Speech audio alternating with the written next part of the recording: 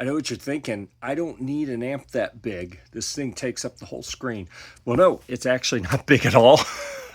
As you can see, I have big hands, right? But that is a very small amp. It's a 3-watt orange. They call it the Orange Crush Mini. And it's got a couple unique features that, that you don't see that often. Number one, you can run it off a 9-volt battery. I actually have it plugged in on the back. It has a 9-volt 500 milliamp is what comes in here to power it. And that is typically what you're going to get. Like, I'm literally powering it out of a pedal board power supply from Stretch here. And it requires that 500 milliamp out, so be careful. I actually hooked it up to a different one first and wasn't getting all the sound out, and I realized it was giving me 300 milliamps, or actually 100 milliamps instead of 500. So be sure you power it with the right power supply. But so we have a couple different things here. Your scoop is going to change the sonic profile here.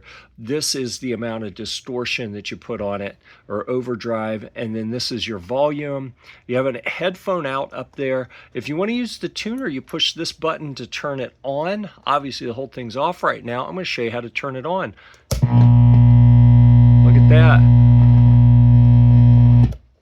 And I don't have it plugged into a guitar, so that cable was making some noise. Let's try that again.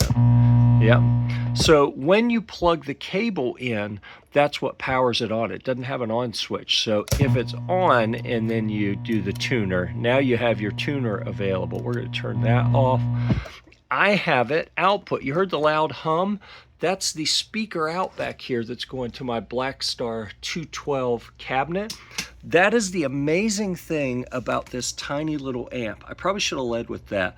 The thing that sets this apart is you can actually drive a real speaker cabinet, like not the 3-inch speaker that's in here. And to be completely honest, it is probably okay if that's all you have. You want to power it from a battery, play it in your car or in a hotel room or something. It's not going to be too loud to get you kicked out. But then you plug it into your speaker, it doesn't sound as good as a full-size amp, that costs $1,000.